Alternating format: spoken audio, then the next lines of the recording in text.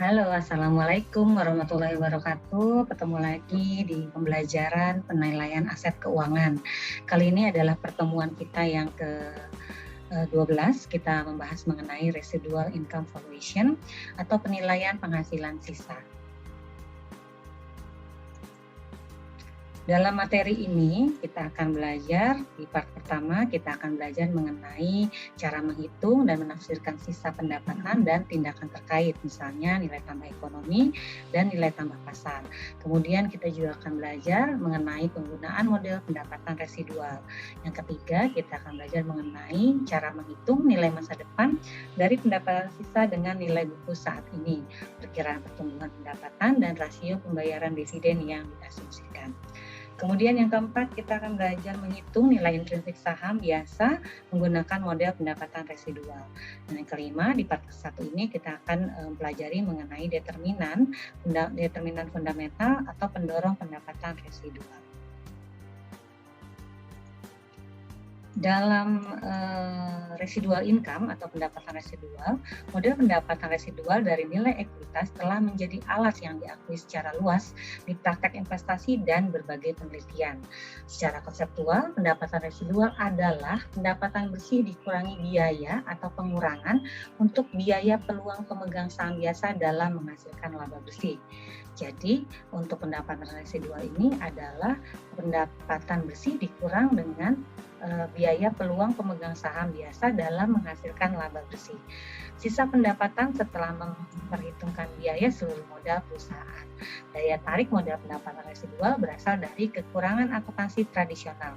Secara khusus, meskipun laporan laba rugi perusahaan mencakup biaya untuk biaya modal hutang yang berupa beban bunga, tapi tidak termasuk ke dalam biaya penyertaan modal yang diperoleh dari equity atau ekuitas. Sebuah perusahaan dapat memiliki laba bersih yang positif, tetapi mungkin masih belum memberikan nilai tambah bagi pemegang saham jika tidak menghasilkan lebih dari biaya modal ekuitasnya. Model penghasilan sisa secara eksplisit mengakui semua biaya modal yang digunakan untuk menghasilkan pendapatan. Ini ada contoh kasus yang pertama ya, untuk mengkalkulasikan pendapatan residual atau residual income. Di sini Axis Manufacturing Company atau AXCI, perusahaan yang sangat kecil dalam hal pasar kapitalisasi, memiliki total aset sebesar 2 juta euro. Dibiayai 50% dengan hutang dan 50% dengan modal ekuitas. Biaya hutang adalah 7% sebelum pajak. Contoh ini mengasumsikan bahwa bunga dapat dikurangi dari pajak.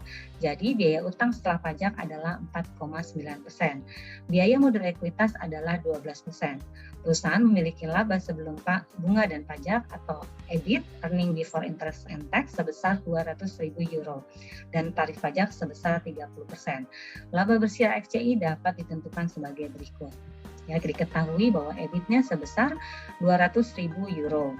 Kemudian ini adalah beban bunga, itu adalah 70.000 ya, 7% sebelum pajak. Ya, biaya utang terhadap utangnya nih, interest expense-nya adalah 7% sebelum pajak, yaitu kita hitung dari untuk net income ya, untuk menghitung laba bersih kita hitung interest expense dari biaya modal yang diperoleh dari hutang. Jadi 7% dari 100.000 karena 50%-nya itu yang dibiayai dengan hutang. Artinya total aset 2 juta euro, 50%-nya adalah dibiayai dengan hutang yaitu senilai 1 juta euro dan 50% lagi dibiayai dengan modal ekuitas. Jadi interest expense yang di sini adalah biaya modal yang ditimbulkan dari pengadaan modal yang berasal dari hutang. Kemudian kita dapat pre-tax income atau laba sebelum pajak ya, tadi adalah sebesar 130.000 euro. Kemudian kita kurangi lagi beban pajaknya. Beban pajaknya adalah 39.000 atau dia adalah 30% dari tarif pajaknya sudah ditentukan, 30% ya. Jadilah kita mendapatkan hasil laba bersih atau net income sebesar 91.000 euro. Sudah diketahui net income-nya berdasarkan laporan akuntansi dengan pendapatan 91.000 euro ya, tadi ya, diperoleh 91 euro, ini laba bersihnya. AXCI jelas menguntungkan dalam arti akuntansi, ya, secara accounting. Yang terlapor adalah hanya beban bunganya saja tadi yang dihitung dengan beban pajak atau perhitungan berdasarkan modal yang diperoleh dari hutang tadi 50%-nya. Sudah dapat pendapatan 91.000 euro. AXCI tadi dalam akuntansi jelas menguntungkan ya, tetapi apakah profitabilitas perusahaan merupakan pengembalian atau return yang memadai bagi pemiliknya? Sayangnya bukan itu. Untuk memasukkan biaya modal ekuitas, hitung pendapatan residualnya. Satu pendekatan untuk menghitung sisa pendapatan atau residual income adalah dengan mengurangi biaya ekuitas atau perkiraan biaya modal ekuitas dalam bentuk uang dari laba bersih. Hitung biaya ekuitas sebagai berikut. Jadi tadi kan modal itu diperoleh dari ekuitas dan utang, ya. Sekarang tadi kita sudah hitung tuh beban hutangnya dan diperoleh net income atau laba bersih. Kemudian kita mencari equity charge-nya atau biaya atas ekuitasnya tadi, yang modal yang diperoleh dari ekuitas. Jadi rumusnya adalah equity capital, tadi 50% dari 2 juta euro kan adalah berasal dari ekuitas ya, dari equity. 1 juta euro dikalikan dengan cost of equity capital, yaitu sebesar 12%. Dari mana 12%? Itu ada di sini ya. Nih, biaya modal ekuitas diketahui bahwa 12% ya. Kemudian sudah diketahui equity charge-nya dan net income-nya, kita menghitung sisa pendapatan sama dengan laba bersih dikurangi dengan biaya ekuitas. Ini adalah rumus residual income ya, atau pendapatan sisa. Jadi net income-nya tadi 91.000, kemudian dikurangi dengan equity charge atau biaya modal ya, biaya atas ekuitas. Hasilnya adalah minus 29.000 euro. Di sini tergambarkan bahwa pendapatan AXCI tidak cukup untuk menutupi biaya modal ekuitas. Akibatnya, ia memiliki sisa pendapatan negatif. Meskipun tabel laba AXCI dalam arti akuntansi itu bukan tabel profit dalam arti ekonomis. Jadi artinya sesungguhnya nih dia ketika kita memasukkan nilai modal yang diperoleh dari dana sendiri atau dana ekuitas ya, itu ternyata minus gitu. Walaupun secara accounting, secara akuntansi nilai labanya, net income-nya adalah 91.000 atau kita mendapatkan laba sebesar 91.000. Tetapi ketika kita memasukkan equity charge, akhirnya kita tahu bahwa residual income-nya, pendapatan sisanya itu minus 29.000. Ya, jadi dalam arti ekonomis memang ini bukan tabel profit, tapi ketika kita menghitungnya, kita menghitung bahwa ada modal yang dihasilkan atau ada modal yang berasal dari ekuitas, ternyata kita pendapatan sisanya itu tidak untung ya, minus gitu 29.000 euro.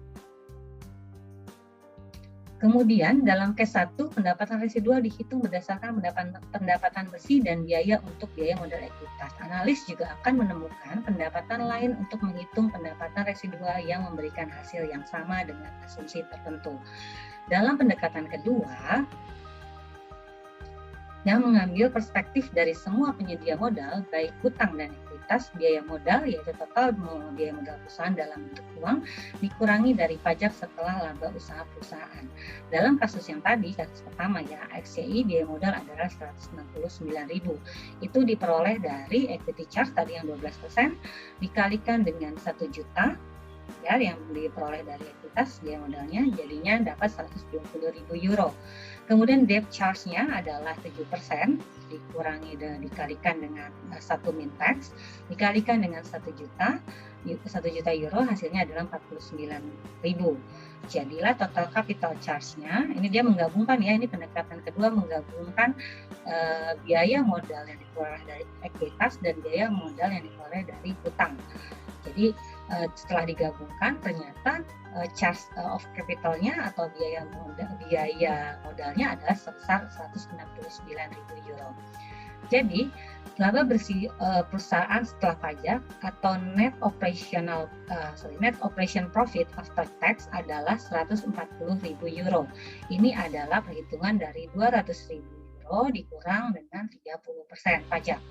biaya modal sebesar 169.000 euro lebih tinggi dari laba operasi setelah pajak dikurang pajak sebesar, yaitu nilainya 140.000 euro dengan 29.000 euro. Angka yang diperoleh sama dengan pada case pertama atau pada pendekatan yang pertama. Jadi sama-sama capital charge-nya adalah 169.000. Ya, ini adalah 169.000, kemudian 29.000-nya adalah residualnya.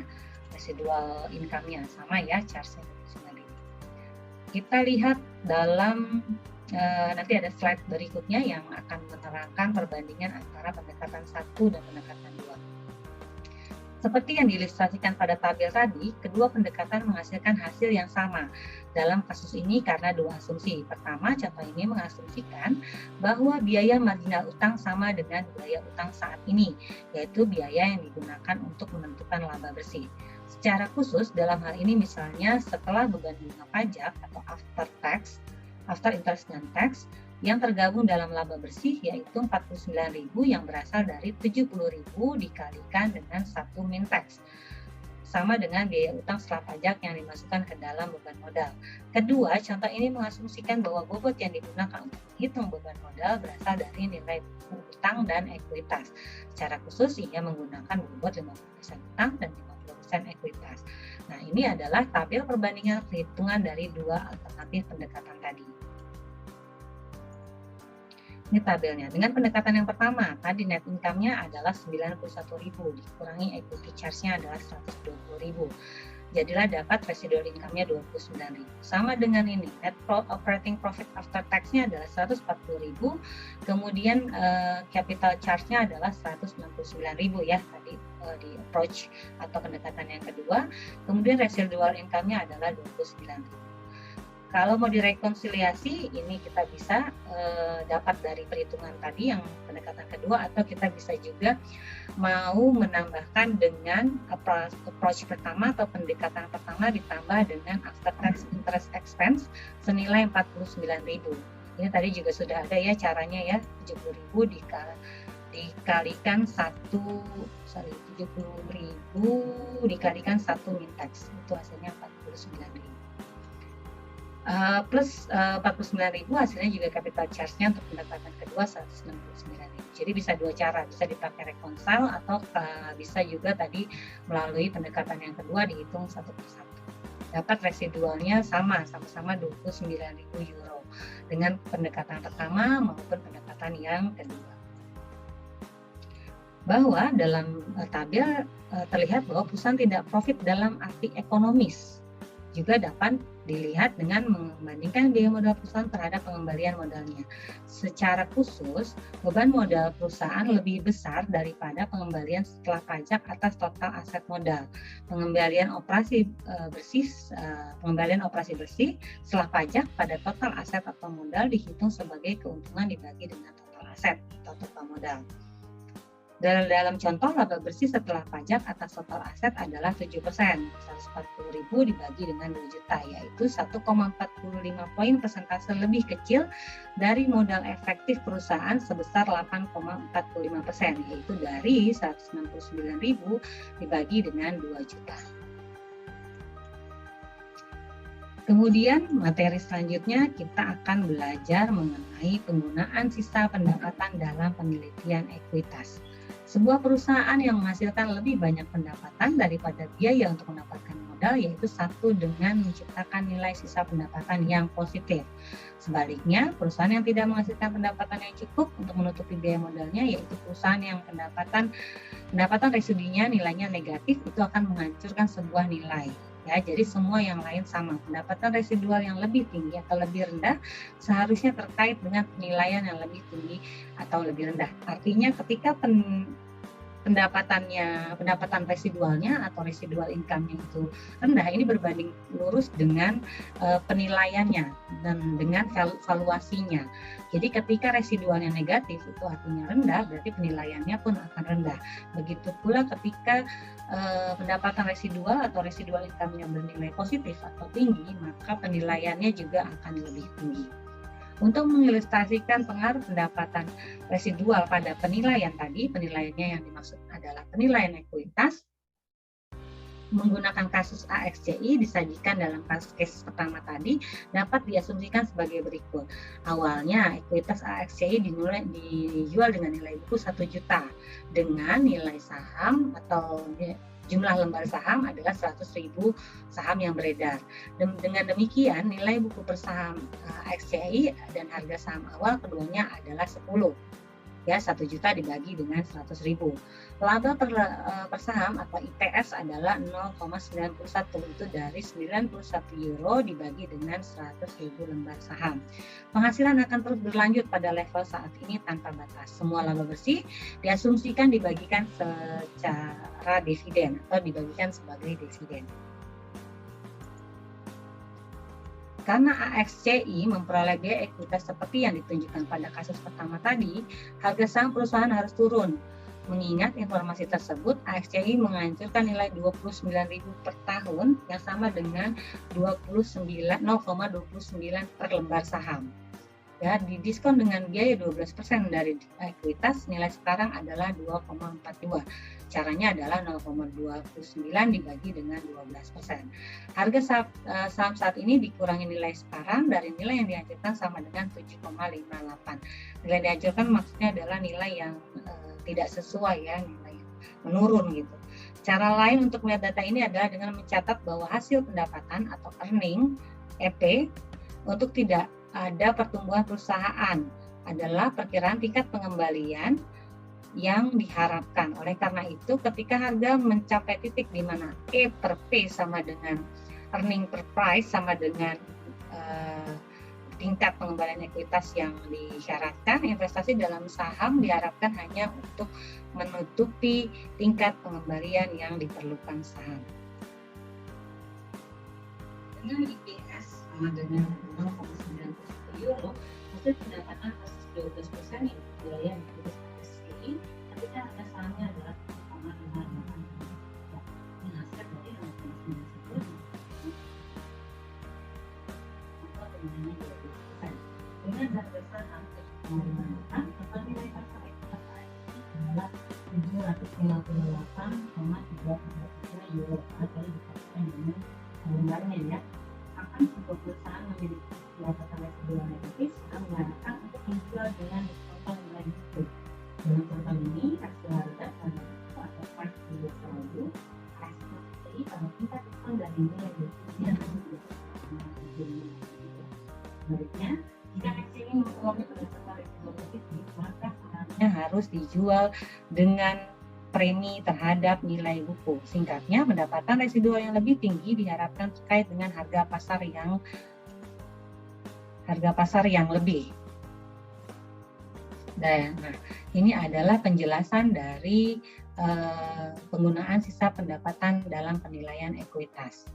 Kemudian selanjutnya adalah kita belajar mengenai implementasi komersial. Salah satu contoh dari beberapa implementasi komersial yang bersaing dari pendapatan residual, konsepnya adalah nilai tambah ekonomi atau EVA. Ya, bagian sebelumnya mengilustrasikan perhitungan sisa pendapatan mulai dari laba operasi bersih setelah pajak dan nilai tambah ekonomi mengambil pendekatan yang luas secara sama. Secara khusus, nilai tambah ekonomi dihitung sebagai berikut. Ini adalah rumus EVA atau Earning Valuation Added. NOPAT dikurang dengan C% dikali TC. NOPAT adalah the company net operating profit after tax, C adalah cost of capital, TC adalah total capital. Dalam model ini, NOPAT dan TC ditentukan berdasarkan akuntansi yang berlaku umum atau prinsip akuntansi yang berlaku umum disesuaikan dengan sejumlah item. Di sini terdapat beberapa penyesuaian dalam akuntansi, ya, untuk memakai rumus ini gitu, untuk memakai rumus EVA. Jadi ada beberapa seperti ada depresiasi, kemudian ada akun-akun lainnya yang mungkin bisa mempengaruhi besarnya EVA, tapi di sini tidak dijelaskan secara spesifik, ya. Apa saja adjustment-nya atau apa saja penyesuaian dalam pelaporan akuntansi.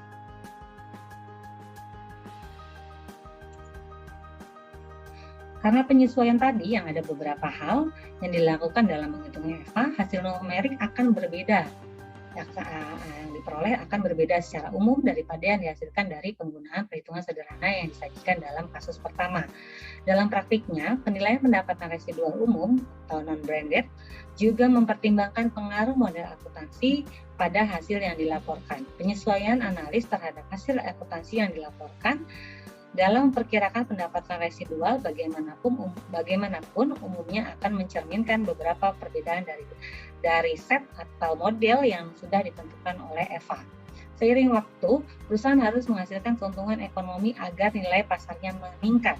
Sebuah konsep yang terkait dengan keuntungan ekonomi dan EVA adalah nilai tambah pasar. Jadi selain kita menghitung tadi nilai komersial berdasarkan EVA, kita juga harus menghitung berdasarkan market value added ya. Jadi kita menghitung berdasarkan NVA. Ini rumusnya adalah market value of the company dikurang dengan accounting book value of the total capital. Oke, itu adalah tadi kita penjelasan mengenai implementasi dalam komersial. Jadi kita harus menghitung untuk mengimplementasikan dalam komersial, kita harus menghitung EVA dan MVA-nya ya. Kemudian selanjutnya adalah kita belajar mengenai model penghasilan residual. Konsep pendapatan residual dan secara singkat memperkenalkan hubungan dari sisa pendapatan ke nilai ekuitas. Dalam jangka panjang, perusahaan yang berpenghasilan lebih dari biaya modal harus menjual lebih dari nilai buku. Dan perusahaan yang menghasilkan kurang dari biaya modal harus menjual kurang dari nilai buku.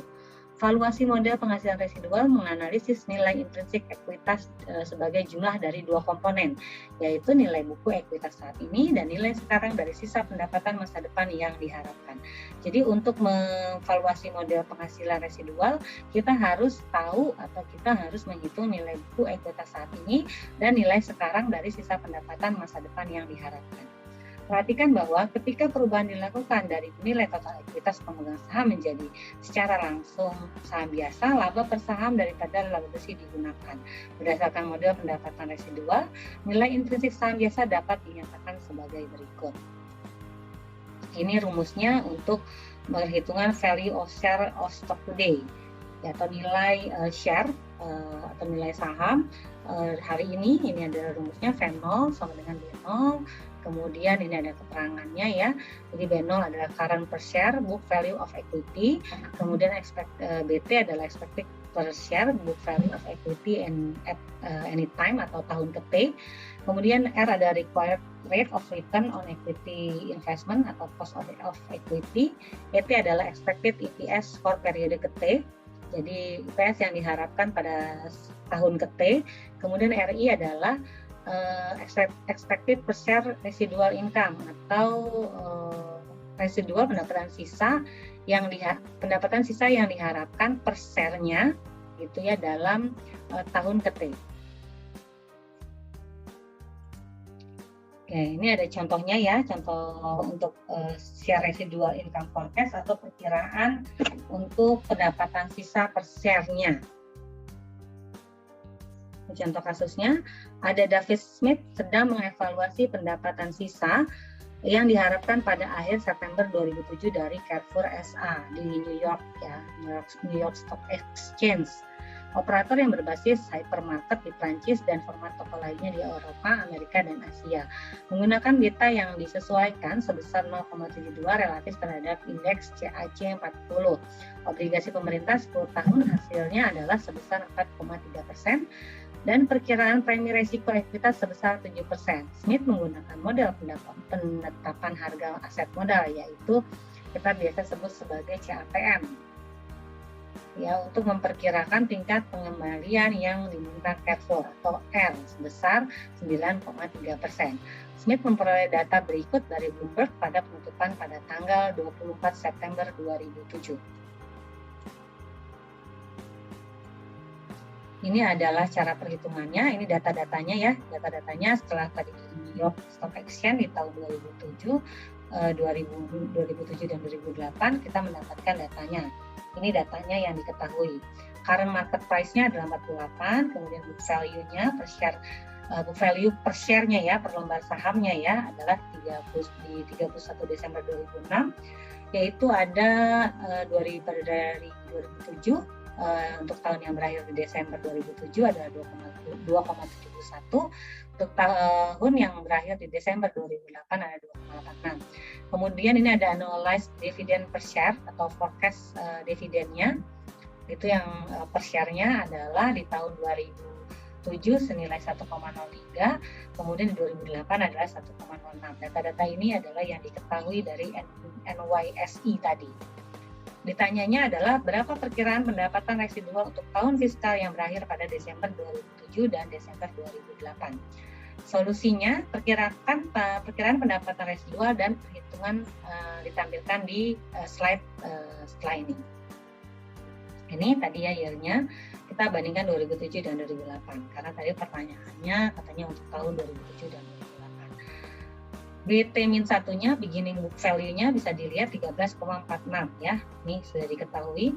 Kemudian itu untuk tahun 2006 13,46, kemudian di 2000 jadi saldo awal tahun 2007 adalah saldo akhir book value di tahun sebelumnya ya, BT-1. Jadi kalau di 2007 adalah beginning book value atau saldo awal book value-nya adalah 13,46, karena di sini 2006-nya adalah 13,46, maka di 2008 berarti beginning-nya adalah 2,71 atau T-1 ya, BT-1, ini 2,71. Kemudian adalah ini 13,46 beginning book value-nya, 2008 kita pakai yang 2007 ya. Coba value-nya adalah sebesar 15,14. Kita lihat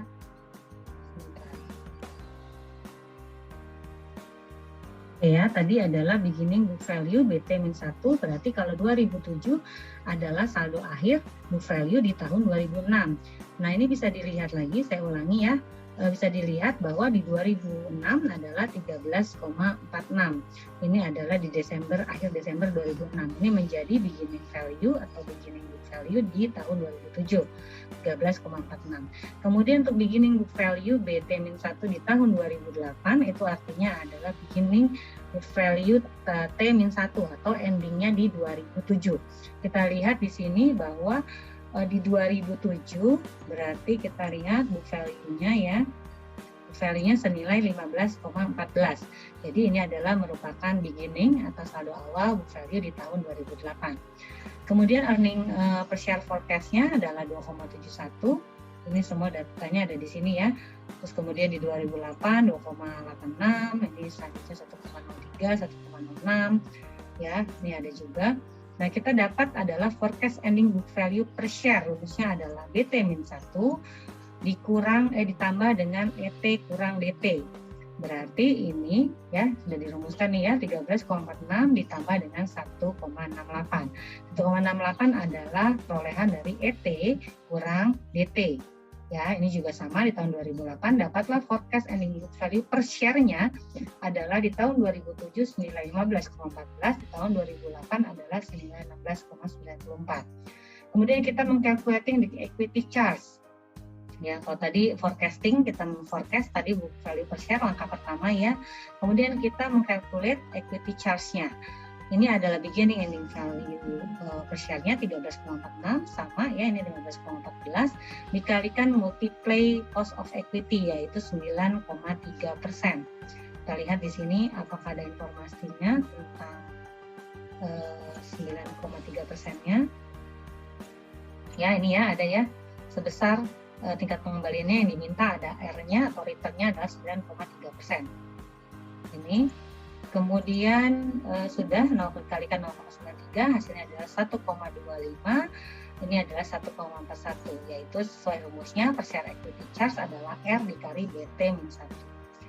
Jadi kita sudah tahu nih sekarang per share equity charge-nya. Kemudian kita mengestimasi per share residual income. Kita mengestimasi pendapatan sisa per sahamnya, per lembar sahamnya. Kita mengestimasikan caranya adalah EPS forecast dikurangi dengan equity charge. Equity charge-nya di tahun 2007 adalah 1,25, kemudian 2008 adalah 1,41.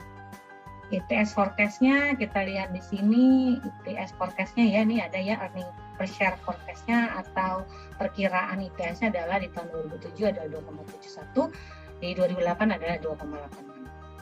Dapatlah per share residual income, kita sudah tahu sekarang pendapatan sisa per share-nya per lembar sahamnya untuk tahun 2007 adalah 1,46, untuk tahun 2008 adalah 1,45. Kemudian kasus yang ketiga, ini adalah contoh untuk menghitung atau menggunakan residual income model.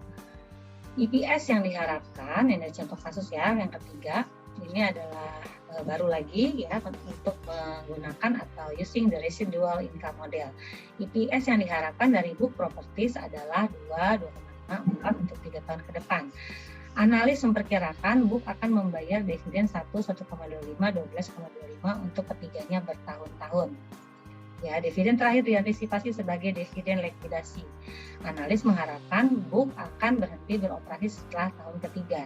Nilai buku book saat ini adalah $6 per saham. Dan tingkat pengembalian ekuitas yang disyaratkan atau R-nya adalah 10%.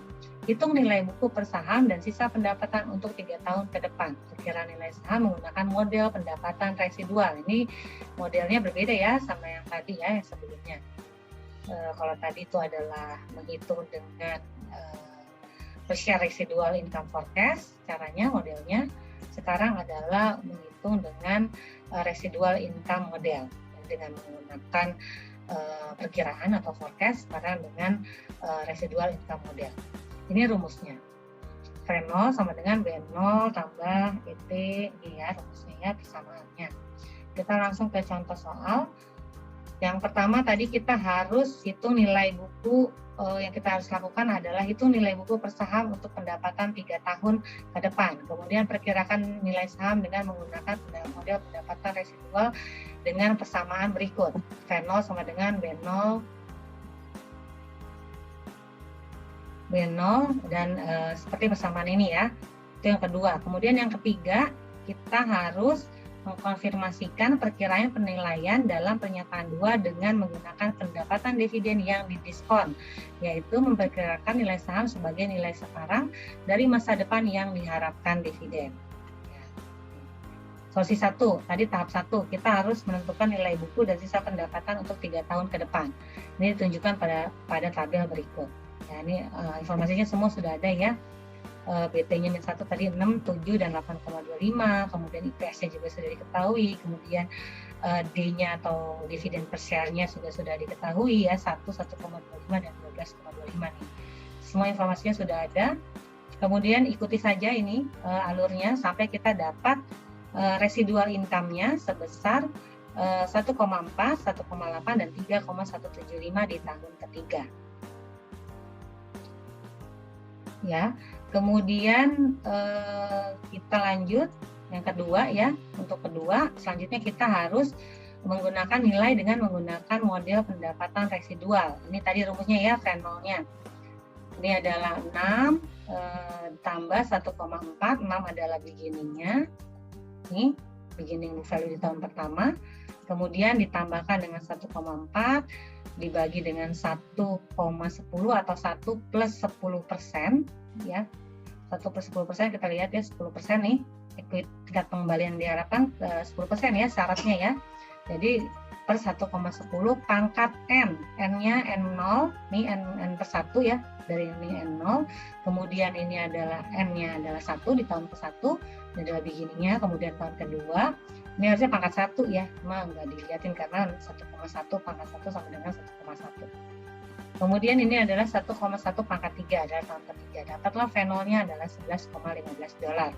Kemudian di solusi ketiga ya, di tahap ketiga kita menggunakan pendekatan diskonto atau dividen discount atau kita present value kan ya, sama nih.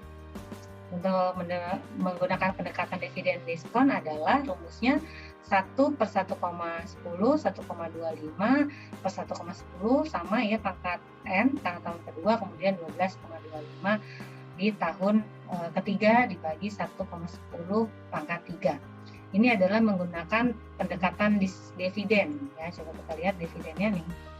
Dia ada 2 pendekatan. Yang pertama adalah dengan menggunakan tadi IPS ya, 2, 2,5, 4. Nah, kemudian yang ketiga adalah menggunakan dividen. Ini dengan pendapatan residual ya. Kalau pendapatan residual berarti yang tadi 1, yang 6, kemudian 1,4, 1,8, 3,175. Yang pertama adalah pendekatan residual pakai angka yang ini 1,4, 1,8, 3,175. Yang kemudian kedua pendekatannya menggunakan dividen atau dividen per share. Hasilnya sama ya. Setelah dihitung finalnya sama-sama 11,15 US dollar. Kasus ketiga mengilustrasikan 2 poin tentang model pendapatan residual. Pertama, model RI atau residual income pada dasarnya mirip dengan model penilaian lainnya seperti diskon dividen model atau discounted dividend model. Dan asumsi yang diberikan konsisten menghasilkan nilai yang setara. Tadi ya, walaupun dengan pendekatan residual income dan pendekatan dividen itu hasilnya sama-sama 11,15. Kedua, pengakuan nilai biasanya terjadi lebih awal di model RI daripada di DCM. Dalam kasus ketiga, RI model mengatribusikan $6 dari total 1,15 untuk periode waktu pertama. Sebaliknya, model DCM mengatribusikan 9,2036 dari nilai total 1,15 ke periode waktu terakhir. Sisanya, solusi ketiga mengembangkan ekspresi umum yang paling akrab untuk model residual income dan menggambarkan aplikasi model. Ini yang terakhir untuk materi hari ini ya, untuk submateri di residual income di part pertama kita belajar atau mengenai determinan fundamental pendapatan residual atau faktor-faktor penentu fundamental di pendapatan residual. Secara umum, model pendapatan residual tidak membuat asumsi tentang pendapatan masa depan dan pertumbuhan dividen. Jika pendapatan konstan dan pertumbuhan dividen diasumsikan, versi model pendapatan residual yang secara berguna menggambarkan pendorong mendasar dari pendapatan residual dapat diturunkan. Ekspresi berikut digunakan untuk rasio harga terhadap buku yang dibenarkan price to book value berdasarkan fundamental yang diperkirakan. Dengan asumsi DDM atau Gordon ya, Gordon pertumbuhan yang konstan dan berkelanjutan, persamaan laju pertumbuhan adalah G atau growth sama dengan B dikali ROE atau bisa juga dengan persamaan berikut P0 per B0 ROE dikurang G return dikurang G yang secara sistematis setara dengan rumusnya seperti ini ya. Harga atau P0, price 0, harga yang dibenarkan adalah nilai intrinsik saham atau P0 sama dengan V0.